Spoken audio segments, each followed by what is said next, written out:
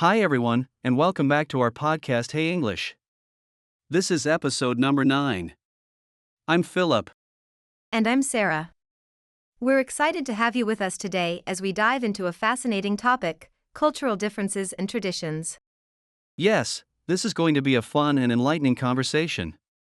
We'll be exploring how cultures vary around the world, and we'll also be looking at the unique traditions that make each culture special. We'll share some interesting examples, compare different customs, and even talk about some surprising cultural practices. Plus, we'll explain English vocabulary, grammar, idioms, and phrases along the way to help you improve your language skills. That's right. Understanding cultural differences is so important in today's interconnected world. It helps us communicate better, build stronger relationships, and appreciate the diversity around us. Absolutely. And to kick things off, let's start with some key vocabulary that we'll be using throughout our discussion. Philip, do you want to take the first word? Sure. The first word is culture.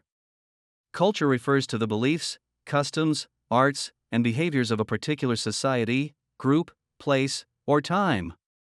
It's what makes a group of people unique. Great.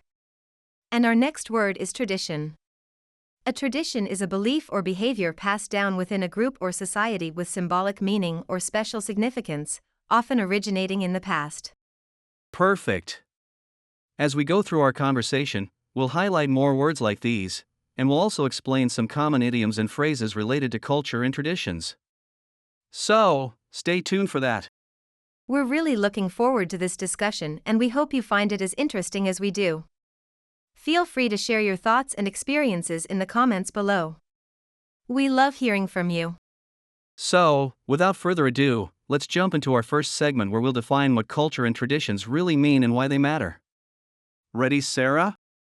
Ready. Let's go. Alright, so let's dive right in. What exactly do we mean by culture and traditions? These terms are often used interchangeably, but they do have distinct meanings. That's a great point, Philip. Culture encompasses the entire way of life of a group of people, including their customs, language, arts, social habits, and values. It's like the personality of a society. Exactly. And within a culture, we have traditions. Traditions are specific practices or rituals that are passed down from generation to generation. They can be anything from holiday celebrations to everyday habits. To put it simply, culture is the big picture of a society, while traditions are the individual pieces that make up that picture. For example, in American culture, we have the tradition of celebrating Thanksgiving. It's a time when families come together to share a meal and express gratitude. Right.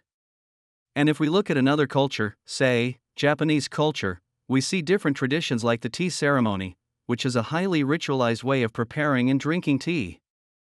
It's a beautiful practice that reflects the values of respect, harmony, and tranquility.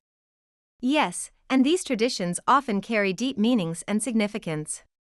They help preserve a culture's history and values, and they give people a sense of identity and belonging. It's fascinating how these practices can vary so much from one culture to another. Absolutely. And understanding these differences can really enhance our appreciation of the world's diversity. For instance, when we travel or interact with people from different backgrounds, knowing about their traditions can help us connect and communicate more effectively. That's so true. Plus, it's always fun to learn about new customs and try out different traditions. Have you ever participated in a tradition from another culture, Philip? I have. I once attended a Diwali celebration, which is a major festival in India. It was an incredible experience with beautiful lights, delicious food, and vibrant dances. It really gave me a deeper appreciation for Indian culture. That sounds amazing. I had a similar experience when I took part in a traditional Mexican Day of the Dead celebration. The way they honor and remember their loved ones is truly touching and unique. Those experiences really show the power of traditions in bringing people together and fostering mutual understanding. And as we continue our conversation today, we'll explore more examples of cultural differences and traditions, and we'll highlight some useful English vocabulary and phrases along the way. Yes, so stay with us. Up next, we'll talk about family traditions and how they can vary widely from culture to culture. We have some interesting stories and insights to share, so don't go anywhere. Definitely. Family traditions often revolve around important life events, holidays, or even daily routines. They help strengthen family bonds and create lasting memories. For instance, in many American families, it's common to have a big dinner together on Thanksgiving. It's a time to reflect on what we're grateful for and to enjoy a meal with loved ones. Exactly. Another example is the tradition of family game night. It might seem simple, but it's a great way for families to spend quality time together, have fun, and build stronger relationships. And if we look at other cultures, we see some really interesting family traditions as well. For example, in Italy, Sunday dinners are a big deal. It's a time for extended families to gather, share a delicious meal, and catch up on each other's lives. The emphasis on family and food really highlights the importance of togetherness in Italian culture. That's a beautiful tradition. In Japan, there's a tradition called Obon, which is a festival to honor and remember deceased ancestors. Families gather to clean their ancestors' graves, offer food, and perform traditional dances. It's a meaningful way to show respect and gratitude to those who came before them. And in Mexico, the tradition of quinceañera is a significant celebration for a girl's 15th birthday, marking her transition from childhood to womanhood. It's a grand event with music, dancing, and lots of family involvement. It really showcases the importance of family and cultural heritage. These traditions not only highlight the diversity of family practices around the world but also show the universal importance of family connections. Even though the customs may differ, the underlying values of love, respect, and togetherness are the same. Absolutely. And for our listeners, here's a useful English phrase related to family traditions: to pass down. This means to give something to someone who is younger, especially within a family. For example, these family recipes have been passed down for generations. That's a great phrase, Philip. Another useful term is heritage, which refers to the traditions, achievements, and beliefs that are part of the history of a group or nation. For instance, heritage plays a crucial role in shaping our cultural identity. Both of these terms can help you discuss and understand family traditions better. And speaking of traditions, we'd love to hear from you. What are some unique family traditions you celebrate? Share your stories in the comments below. Yes, we always enjoy hearing about different traditions and learning from each other. Coming up, we'll explore the exciting world of celebrations and festivals from around the globe. Now, let's dive into the vibrant and colorful world of celebrations and festivals.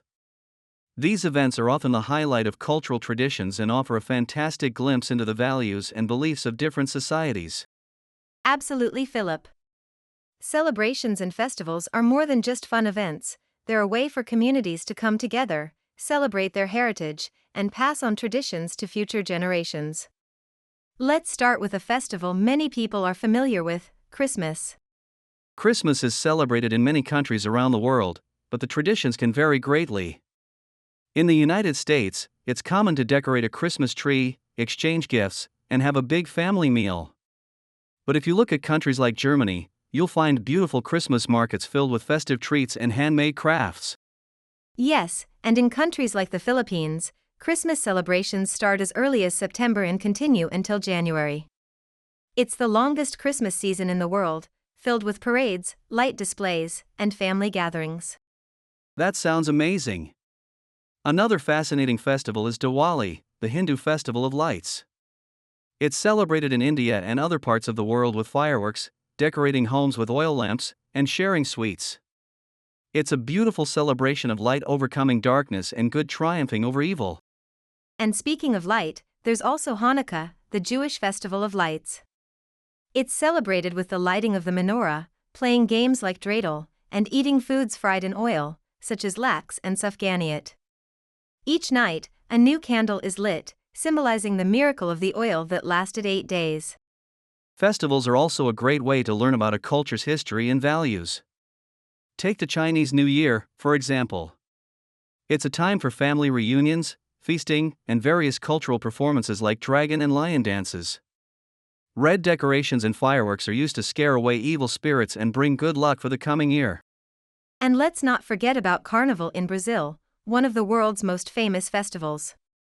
It's a massive celebration with parades, music, dancing, and elaborate costumes. It's a time of joy and festivity before the period of Lent in the Christian calendar. These celebrations not only bring joy and entertainment but also foster a sense of community and continuity. They allow people to express their cultural identity and keep traditions alive. And for our English learners, here's a useful phrase: to mark the occasion. It means to celebrate or observe a significant event. For example, people around the world mark the occasion of New Year's Eve with fireworks and parties. Another great term is festivities, which refers to the events and activities that are part of a celebration. For example, the festivities included music, dancing, and a grand parade. We hope you enjoyed learning about these wonderful celebrations and festivals. They truly show how diverse and rich our world is. We'd love to hear about any festivals you celebrate in your culture, so please share in the comments below. Next, let's dig into one of my favorite topics: food and culinary traditions. Food is a universal language that brings people together, and each culture has its own unique dishes and culinary customs. Absolutely, Philip.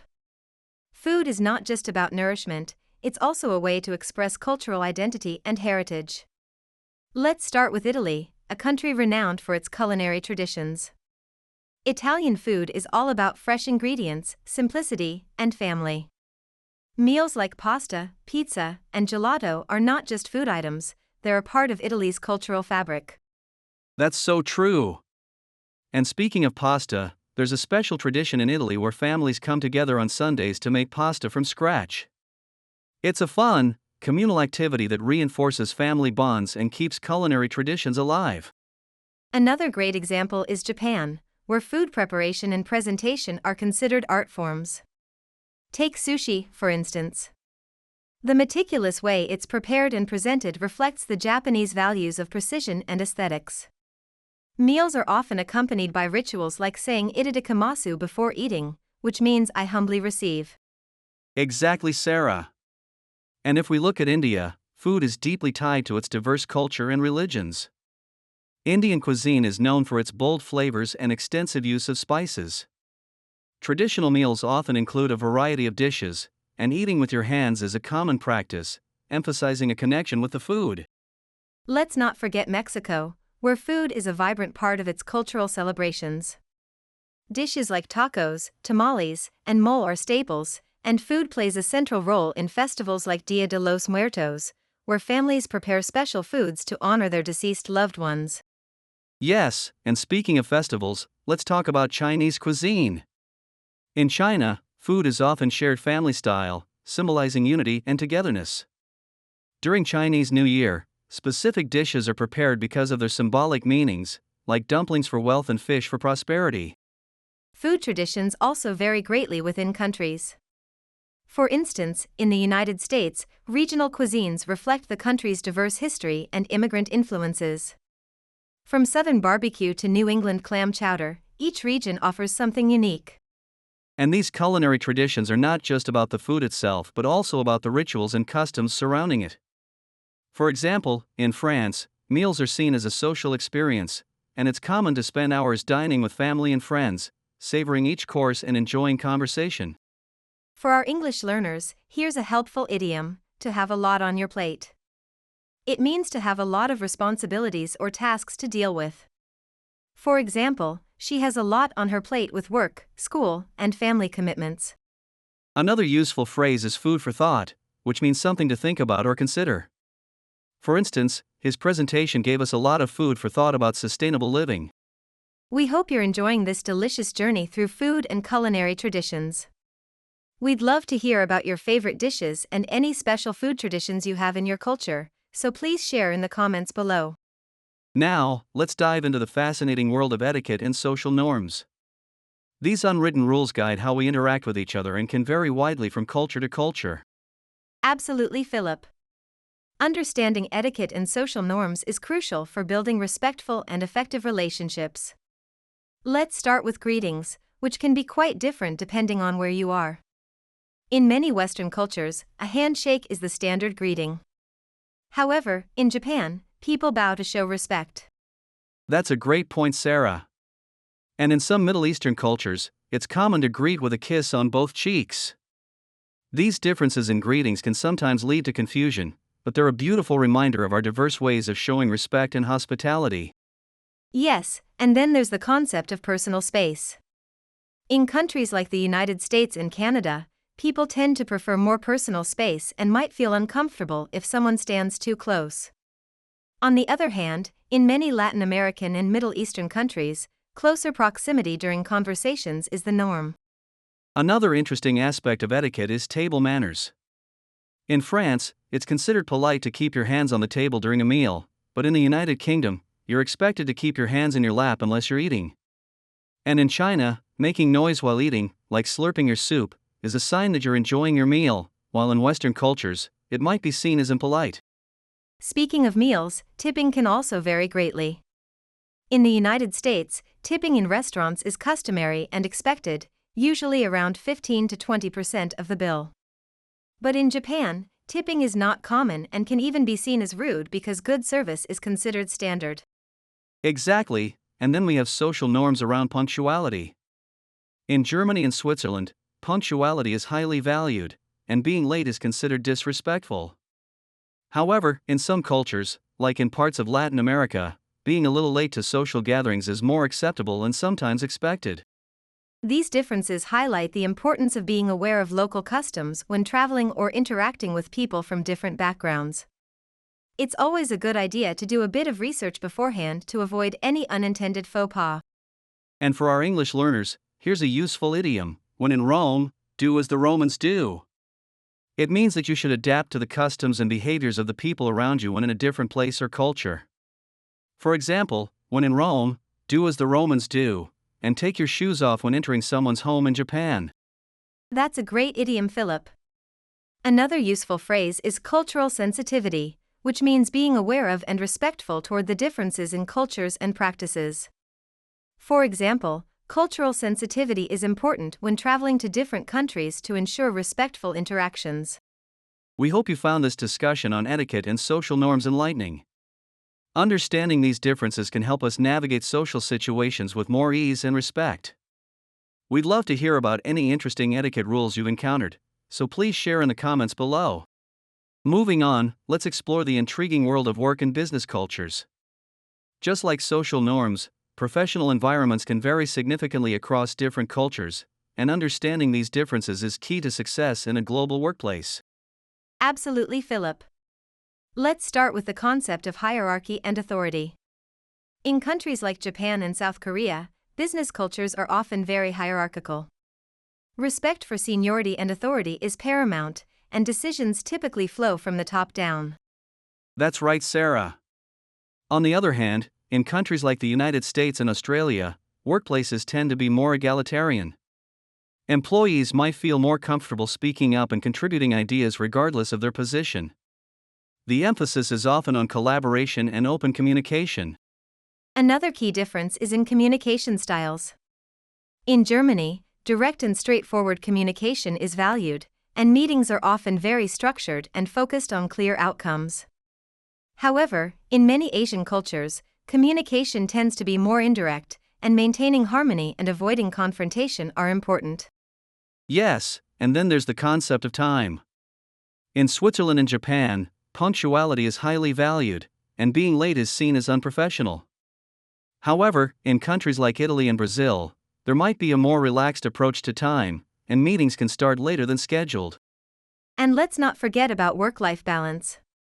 In Scandinavian countries like Sweden and Denmark, there is a strong emphasis on maintaining a healthy work-life balance. Employees often enjoy generous vacation time and flexible working hours. Conversely, in countries like South Korea and Japan, long working hours are more common, and dedication to work is highly valued. Another interesting aspect is the approach to teamwork. In the United States, individual achievements are often recognized and celebrated, whereas in countries like Japan, the focus is more on group harmony and collective success. This can influence how projects are managed and how success is measured. These cultural differences also extend to business etiquette. For instance, in China, giving and receiving business cards is a ritual that reflects respect and courtesy. Business cards should be presented and received with both hands and should be treated with respect. In contrast, in the United States, business cards are exchanged more casually. For our English learners, here's a useful term: cross-cultural communication. It refers to the ability to understand and navigate the differences in communication styles between cultures. For example, effective cross-cultural communication is essential for successful international business negotiations. Another helpful phrase is corporate culture, which describes the shared values, beliefs, and practices within a company. For example, the corporate culture at this company emphasizes innovation and employee well-being. We hope you found this discussion on work and business cultures insightful. Navigating these differences can help you build stronger professional relationships and achieve success in a global context. We'd love to hear about your experiences working in different cultures, so please share in the comments below. And that wraps up our journey through cultural differences and traditions. We've explored how unique customs, celebrations, and business practices shape our world, and we hope you found it as fascinating as we did.